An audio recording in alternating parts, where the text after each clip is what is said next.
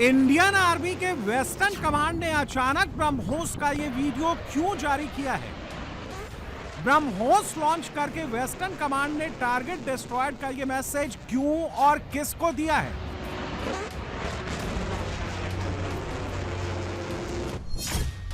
क्या हिंदुस्तान को कोई ऐसा इनपुट मिला है कि ब्रह्मोस के फायर पावर की टेस्टिंग शुरू हो गई है? ब्रह्मोस का कॉम्बैट लॉन्च करके ब्रह्मोस की प्रिसीजन स्ट्राइक, स्पीड और पिन पॉइंट एक्यूरेसी से तबाही मचा देने वाली ताकत का डेमो देकर क्या इंडियन आर्मी कोई बहुत बड़ा हिंट दे रही है? और क्या यह हिंट मुनीर के लिए है, पाकिस्तान के लिए है, पाकिस्तानी आतंकियों के लिए है?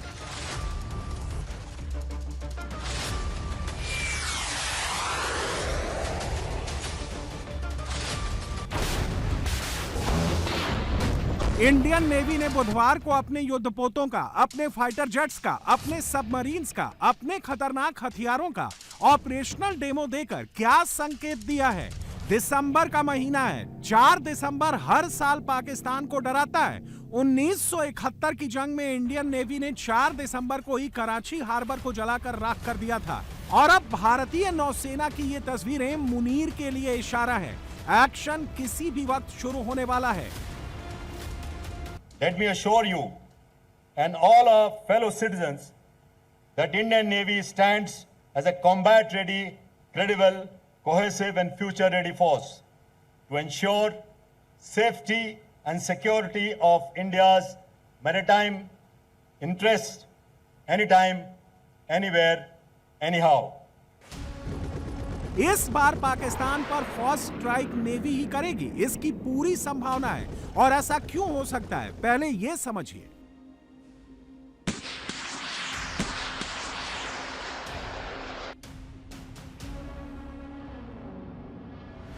वो हमारी मोदी सरकार कह रही है मेरी चैन नहीं आ रहा। वो हमारी मोदी सरकार कह रही है मेरी को चैन नहीं आ रहा। तेरे साथ हम वो करेंगे कि के बाद भी तेरी को चैन नहीं आएगा। और तेरे साथ हम वो करेंगे कि बाद भी तेरी को चैन नहीं आएगा। पीछे हथियार बंद आतंकी, नकाबपोश आतंकी और आतंकियों की फुल सिक्योरिटी में कैमरे पर मोदी का नाम लेने वाला ये चेहरा कौन है? हमने मिशन नहीं बदला, असलूब और तरीका बदला है। कहो अल्लाह अकबर, बोलो अल्लाह अकबर। ये आतंकी किस मिशन की बात कर रहा है, किस तरीके की ओर इशारा कर रहा है? गोरिया नशीनों से तख्त नशीनों को यूं ही जलील करवाता है। क्या मुनीर अपने मुल्क में हो रहे उठापटक से ध्यान भटकाने के लिए कुछ बड़ा प्लान कर रहा है? क्या इसीलिए मुनीर ने इस आतंकी को अपनी एलीट फोर्स की सिक्योरिटी दे रखी है? पूरे हिंदुस्तान इंडिया भारत, पूरे हिंदुस्तान इंडिया भारत, जो नाम भी कहो। पूरे हिंदुस्तान, इंडिया, भारत, लश्कर के आतंकी ने ऑन कैमरा इससे आगे क्या कहा है? लश्कर का आतंकी अमीर हमजा कैमरे पर कौन सा खतरनाक प्लान बता रहा है? क्या साजिश रच रहा है? कौन नहीं, हम बदला लेंगे। कौन नहीं, हम बदला लेंगे। मेरी तो उनसे मुलाकातें हैं। अल्लाह अकबर। आगे बढ़ो, अब जमा करते चले जाना। जमा कर लो, जमा कर लो, ये जमा करते चले जाओ। मुनीर के ऑर्डर पर लश्कर अब क्या करने जा रहा है? अमीर हमजा किस बदले की बात कर रहा है? हमजा किससे मुलाकात का जिक्र कर रहा है? क्या जमा करने को कह रहा है? क्या मुनीर ऑपरेशन सिंदूर में मारे गए आतंकियों की मौत का बदला लेने के लिए किसी नए टेरर प्लॉट पर काम कर रहा है? आज जनाबे वाला इंडिया ने हमें ललकारा। ये कौन सी 10 थी तारीख, क्या थी? 10 मई थी ना? मई था या जून था? 10 मई। 10 मई को अल्लाह ने हमें बता दी। और किसके खिलाफ बता दी? इंडिया के खिलाफ। और एक बात और आपको बतलाऊं, जिहाद होता रहा तो उस जिहाद के दौरान अल्लाह ने हमें मौका दिया, हमने एटम बम बना लिया। तो जिहाद से हमें एटम एटम बम मिला, हमें मिसाइल टेक्नोलॉजी मिली, तो सुभान अल्लाह। पाकिस्तान में मुनीर की कुर्सी खतरे में है और अपनी कुर्सी बचाने के लिए मुनीर भारत के खिलाफ एक और एडवेंचर कराने की फिराक में है और इसीलिए मुनीर ने अपने टेरर इकोसिस्टम को दोबारा एक्टिवेट कर दिया है। भारत पर आतंकी हमले का नया टास्क सौंप दिया है और इस बार सिर्फ एक ग्रुप नहीं, मुनीर ने लश्कर और जैश दोनों के आतंकियों को कुछ बड़ा धमाका करने को कहा है। जैश के हजारों आतंकवादियों की ये तस्वीर पाकिस्तान के एक ऐसी लोकेशन से आई है, गौर से सुनिएगा। इसमें जैश का आतंकी टेरर अटैक के लिए बाकी आतंकियों का ब्रेन वॉश कैसे कर रहा है। न तूने जिहाद के लिए, क्या मुसलमान इस बात को कबूल करेंगे, इस बात को बर्दाश्त करेंगे? कोई भी नहीं। ऐसे मतबों को लोग निकल के आग लगा दे। ऐ मुसलमान, तू क़यामत के दिन जब रसूल पाक सल्लल्लाहु अलैहि वसल्लम के सामने जाएगा, अल्लाह के हुजूर पेश होगा और तेरी जिंदगी में जिहाद की 1000 आयतें नहीं होंगी, न तू कभी जिहाद पर निकला, न तूने जिहाद पर माल लगाया, न तूने जिहाद में कुर्बानी दी। मुनीर ने लश्कर और जैश के आतंकियों को फरमान जारी किया है कि भारत में आतंकी हमले के लिए हमास वाला फॉर्मूला अपनाओ और उस फॉर्मूले पर काम शुरू भी हो चुका है। पाकिस्तान के कब्जे वाले कश्मीर के ददियाल में जैश-ए-मोहम्मद ने हमास के आतंकियों के लिए एक रैली ऑर्गेनाइज की। इस रैली में खुद जैश का top commander Ilyas Kashmiri stage पर मौजूद था, जहां इसने हमास स्टाइल में आतंकी हमला करने वाला प्लान बताया।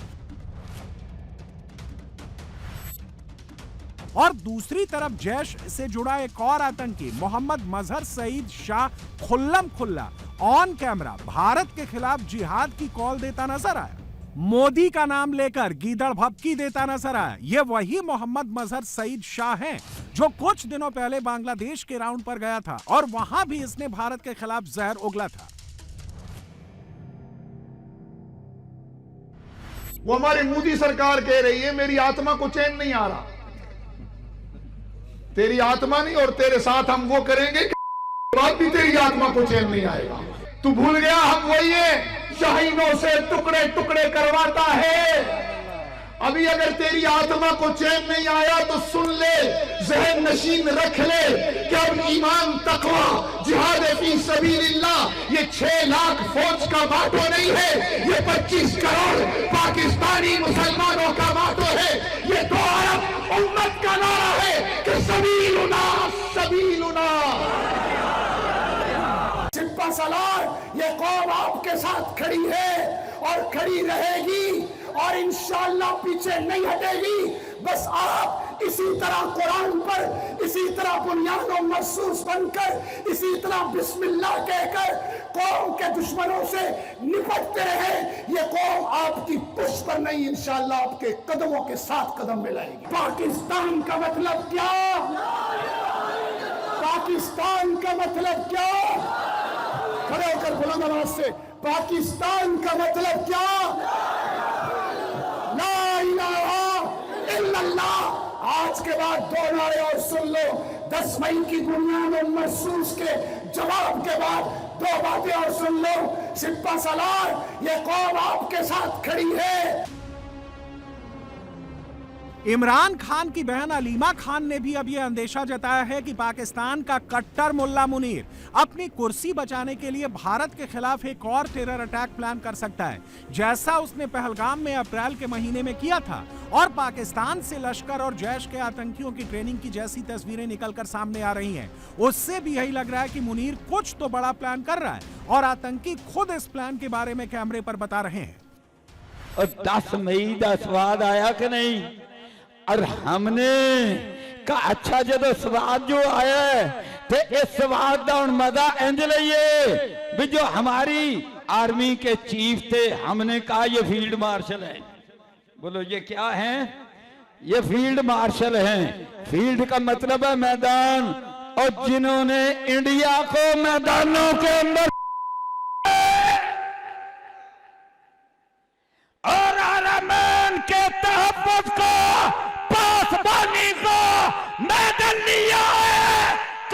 सुभान अल्लाह। अमीर हमजा अल्लाह अल्लाह और मेरे साथी पूरे पाकिस्तान में ये किरदार अदा करेंगे और करोगे।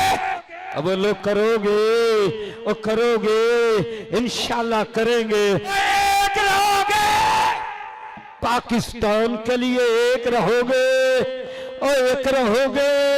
मैं ते मौलाना अब्दुर्रऊफ ते तुसी सारे, हम क्या हैं? सारे पाकिस्तान के 25 करोड़ अवाम हम क्या है? हम एक है। और ये फिरका परस्ती वो काफिर है, वो गुस्ताख रसूल है, वो मुशरक है। अब ये नहीं चलेगा, अब कलमा चलेगा तो मुद्दा करोगे और मुद्दा ताम होएगा, मुद्दा ताम होएगा।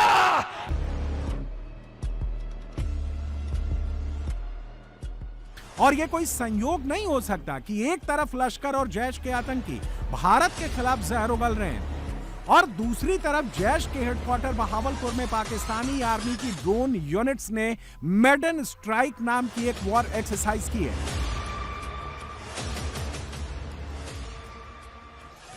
इस live fire drone combat exercise में पाकिस्तानी फौज ने अटैक की प्रैक्टिस की है। इसका मतलब ही यही है, बहुत जल्द मुनीर कुछ खतरनाक प्लान कर रहा है।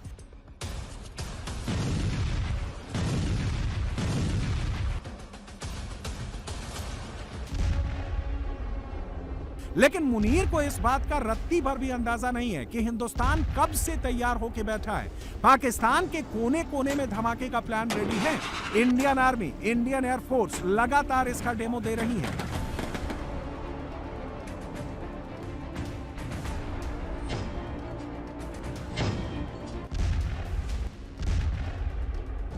और अब तो इंडियन नेवी ने भी अपनी तैयारियों का ट्रेलर लॉन्च कर दिया है। कराची एक बार फिर धुआं होगी। इसका संकेत 2025 के आखिरी महीने में साफ साफ मिलने लगा है और इन तस्वीरों को देखकर पाकिस्तान में सबकी सिट्टी पिट्टी गुम हो रखी है। भारत के जो लेफ्टिनेंट जनरल ने, जो कि वेस्टर्न कमांड का कमांडर है, स्टेटमेंट दी कि हम दरियाओं को अबूर करके जंग करेंगे और हम टेरिटरी जो है उस पर कब्जा करेंगे। और फिर राजनाथ ने भी इसी तर्ज की स्टेटमेंट दी। इन दोनों स्टेटमेंट्स के बाद अब भारत जो है वो अगले मोर्चों पर अपने टैंक ले आया है और बात जो है वो फौजी मशकें जो हैं उनसे बहुत आगे जा चुकी है। और फौजी मशकों से जो चीज़ है वो अब एक खुली जंग में ये पूरा मंजरनामा तब्दील होता हुआ हमें नजर आ रहा है। राजनाथ सिंह ने कहा कि हम सिंध पर कब्जा कर लेंगे। इनका जो मनोज है, लेफ्टिनेंट जनरल वेस्टर्न कमांड वाला जनरल, उसने ये स्टेटमेंट दी कि हम इस दफ़ा दरियाओं को अबूर करेंगे और हम दरियाओं को अबूर करके जो वॉरफेयर है उसकी हमने तैयारी करनी है। अब इस चीज़ को आप समझें कि ऐन उसी मौके पर जब पाकिस्तान के लिए नागुज़ीर हो गया है कि पाकिस्तान अफगानिस्तान के अंदर स्ट्राइक्स करे, इंडिया पाकिस्तान के बॉर्डर्स के ऊपर अपने टैंक्स ले आया है और बात जो है वो अब फौजी मशकों से बहुत आगे निकल चुकी है। मैं तो ये बात 4 हफ्ते पहले कर चुका हूँ, जिसका इजहार भारत के जर्नैल ने किया कि भाई भारत पाकिस्तान के ऊपर टेरिटोरियल लॉस जो है वो इन्फ्लिक्ट करना चाहता है, यानी वो थोड़ी सी ही सही लेकिन पाकिस्तान की टेरिटरी जो है उस पर कब्जा करना चाहता है ताकि वो ये कह सके कि भाई हम तो जंग जीत गए। पर नाज़रीन इकराम, भारत की फौजी मशकें तेज़ी के साथ आगे बढ़ रही हैं और राजस्थान में जो इनका इलाका है बड़ा इंपॉर्टेंट और स्ट्रेटिजिक, जलस्मर का जो रेगिस्तान है उसमें BMP-2 का कॉन्वॉय जो है उसकी फुटेज सामने आई है और हरदिवार में चनाब, रावी और सतलज दरियाओं को अबूर करने की मशकें जो हैं वो सामने आ रही हैं। यानी चनाब, रावी और सतलज दरियाओं को फौजें, सोल्जर्स जो हैं वो अबूर करें, इस चीज़ की भारत ने मशक़ें शुरू कर दी हैं। और जो वीडियोज़ हैं तस्दीक शुदा जो पाकिस्तान की इंटेलिजेंस एजेंसीज़ को मौसूल हुई हैं वो ट्रेनिंग एरिया से ही मौसूल हुई हैं और उन्हें काउंटर वेरीफाई जो है वो पाकिस्तान की एजेंसीज़ ने कर लिया है। यानी अभी फ्रंट लाइन पर तैनाती भारत ने नहीं की लेकिन इशारे बहुत वाज़े अंदाज में पाकिस्तान को मिल गए हैं। और BMP-2 कॉन्वॉय जो है उसका रेगिस्तान के इलाकों के अंदर जलस्मर और राजस्थान के आना और इसके साथ ही साथ हरदिवार में जो चनाब, रावी और सतलज दरियाओं को अबूर करने की मशक़ें हैं, ये तशवीशनाक है। और लेफ्टिनेंट जनरल मनोज जो है उसने भी धमकी देते हुए कहा था कि हम जारहाना कार्रवाइयों के लिए दरिया अबूर करने की तरबियत कर रहे हैं, हम ट्रेन कर रहे हैं कि हम जारहाना कार्रवाइयाँ कर सकें। और ये याद रखिएगा कि भारत इस वक्त सिर्फ मशक़ें नहीं कर रहा, भारत इस वक्त जारियत के लिए खुद को तैयार कर रहा है और खित्ते के अमन के लिए ये एक संगीन खतरा है जो इस वक्त पैदा हो चुका है। अब पाकिस्तान की क़यादत से पाकिस्तान की कौम को हम बहुत वाज़े पैगाम दे रहे हैं कि जिस बारे में हम आपको बहुत अरसे से आगाह कर रहे थे, मई के महीने से आगाह कर रहे थे कि जब जंग खत्म हुई उस वक्त भी लोगों ने कहा कि अब 3-4 साल की छुट्टी है, अब इंडिया से कोई जंग नहीं होगी। हमने कहा था इसी साल दोबारा होगी। और उस वक्त हमने बताया था कि ये समुद्र के रास्ते भी आएंगे, जमीनी रास्ते पे भी आएंगे और अपनी दफा ये पाकिस्तान के इलाकों पर कब्जा करने की कोशिश करेंगे। उसको पाकिस्तान के खिलाफ कोई जंगी कार्रवाई चाहिए और इसी काम के लिए वो इतने अरसे से अरबों खरबों डॉलर खर्च करके अपनी फौज को जंगी तैयारियां करवा रहा था, जदीद तरीन असलाह खरीद रहे थे। इन्होंने दुनिया के मुख्तलिफ मुल्कों के साथ जाके एक्सरसाइजेस की, मश्क की, जंगी तैयारियां की, मुख्तलिफ एक्स मैनूवर्स किए और अपनी पूरी जंगी हिकमत अमली को दोबारा से तरतीब दिया। उन्होंने 4-5 महीने ये बड़ी रोबस्ट तैयारी करते रहे बगैर किसी शुबह की। और अब हम पाकिस्तान आर्मी से, लीडरशिप से, पाकिस्तान की पॉलिटिकल लीडरशिप से, कौम से कहेंगे कि बिल्कुल तैयार हो जाएं अगले 4-5 दिन में। जो पैटर्न रहा है इनका माजी की तारीख को देखते हुए, अगर हिस्ट्री रिपीट करेगी अपने आप को, तो अगले 4-5 दिन में हमारा इनके साथ एक हाई इंटेंसिटी कॉन्फ्लिक्ट हो जाएगा। दिसंबर का महीना शुरू होते ही पाकिस्तान में सबकी धक धक बढ़ जाती है। मुनीर को 1971 के सरेंडर की यह तस्वीर याद आने लगती है। 3 दिसंबर की तारीख का भी अपना एक महत्व है, क्योंकि इसी दिन साल 1971 में पाकिस्तान ने जिहाद के नाम पर हिंदुस्तान के खिलाफ ऑपरेशन चंगेज खान लॉन्च किया था। उस वक्त पाकिस्तानी एयरफोर्स ने इंडियन एयरफोर्स के कई एयर बेसेस को टारगेट किया था।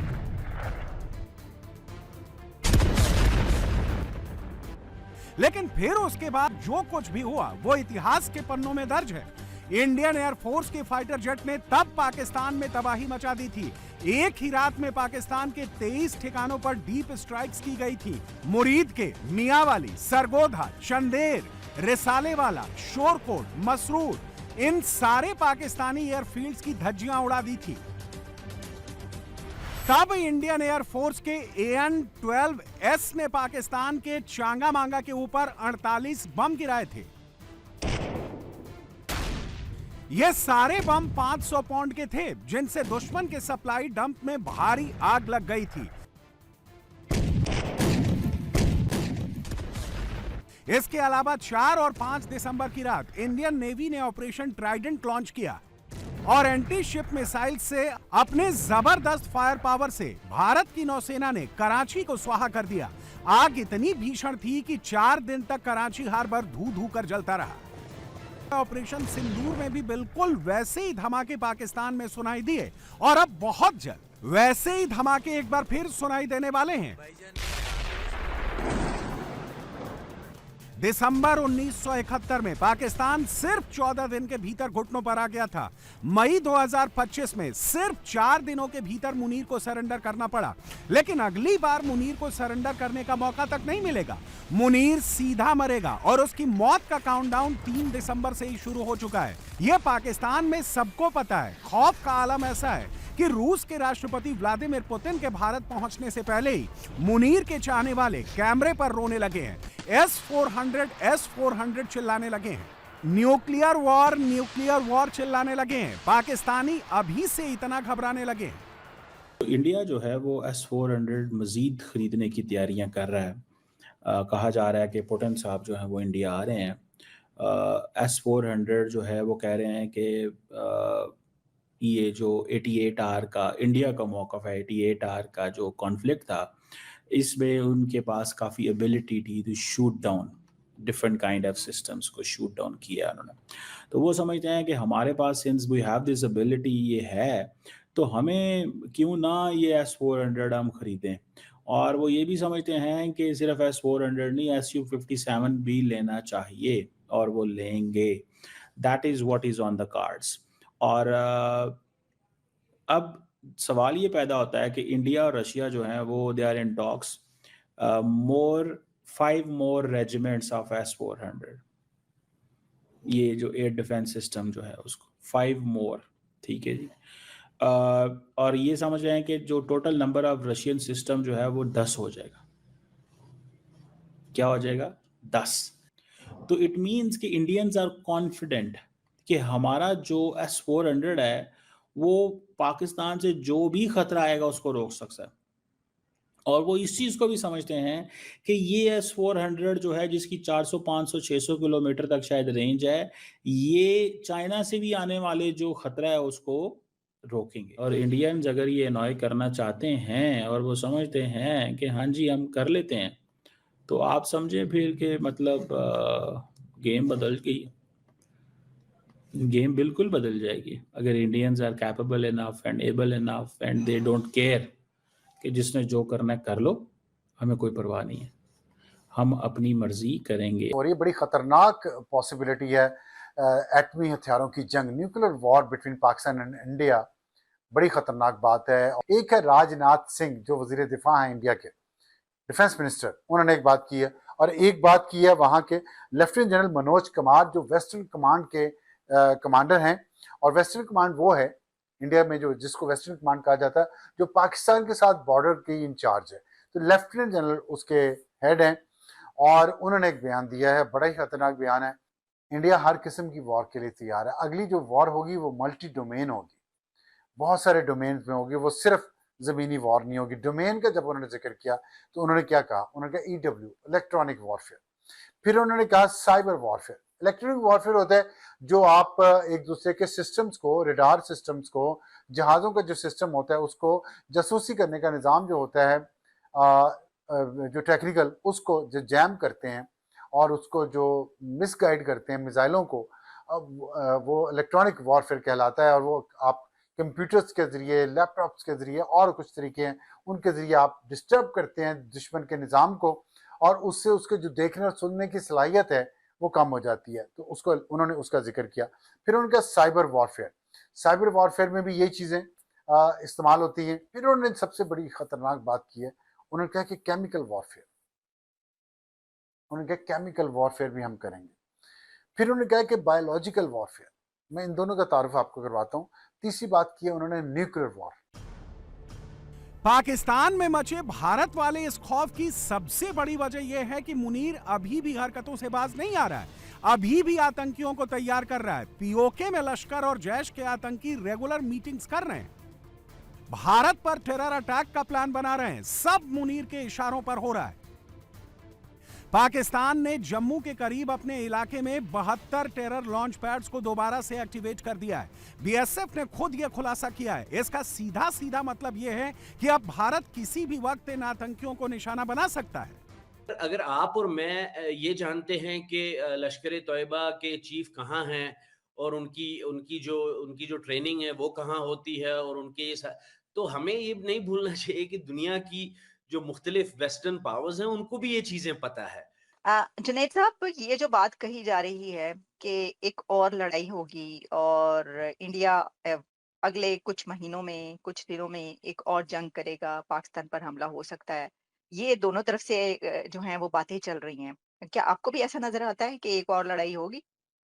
देखिए, मैं ये समझता हूँ कि इस खित्ते में तो लड़ाई के बादल तो हमेशा हमारे सर के ऊपर मंडराते रहते हैं। आई फोरसी कि यहाँ कश्मीर में अनकरीब तखरीबकारी बढ़ेगी, चाहे वो एक बहुत बड़े अटैक की नज़र में बढ़े या छोटे 10 अटैक्स की नज़र में बढ़े, बट तखरीबकारी यहाँ पर बढ़ेगी। तो मुझे ये लगता है कि अनकरीब एक यहाँ पर कश्मीर में तखरीबकारी बढ़ेगी। और इंडिया ने क्योंकि शुरू से एक बार सेट किया है, और ये बार वो मतलब India also has to look inside within India. अगर आपने एक बार सेट किया है, अपने लोगों को एक बार सेट करके दिखाया है, तो आपको हर दफा उस बार से थोड़ा ऊपर जाना पड़ेगा। और यही चीज है कि पहले वो सर्जिकल स्ट्राइक्स हुए, उसके बाद फिर बहावलपुर में जाके जहाज अंदर तक गए और उन्होंने बमबारी की, और इस दफा ड्रोन्स और मिसाइल्स के जरिए हुआ। What is next? हो सकता है नेक्स्ट ये हो कि इंटरनेशनल बॉर्डर क्रॉस किया जाए और सच में फौजों को तैनात किया जाए बॉर्डर्स पे, और एक इन्फेंट्री जंग है वो भी छिड़ सकती है। जिस तरह हिंदुस्तान के पास आज कोई चारा नहीं रहा है इस बार को एक स्टेप ऊपर ले जाना है। देखिए, इस मुल्क का जो वजूद है, एंटी हिंदू, कश्मीर और मिलिट्री, ठीक है, ये जो वजूद है ये खत्म हो जाएगा। फिर आप किस बेसिस पे उम्मा और इस्लाम का किला और इस्लामिक रिपब्लिक पाकिस्तान, ये सब चीजें उस वक्त खत्म हो जाएंगी। आपको मालूम है कि भारत पाकिस्तान पर हमले की तैयारी कर रहा है और भारत की तरफ से हालिया दिनों में तमाम तर बयानात और तमाम तर तैयारियां इस जानिब एक बहुत वाज़ेह इशारा है कि भारत इस मरतबा ये जंग दरियाओं और समुंदरों में लड़ने जा रहा है। भारत की नेवी और सिंध पर कब्जे की राजनाथ की धमकी, सर क्रीक पर कब्जे की राजनाथ की धमकी, फिर भारत के वेस्टर्न कमांड के कमांडर का ये कहना कि हम दरियाओं को अबूर करके टेरिटोरियल लॉस इन्फ्लिक्ट करेंगे। याद रखिएगा कि नरेंद्र मोदी ने हाल ही में दिवाली पर इसी INS विक्रांत पर खड़े होकर पाकिस्तान को धमकियां दी।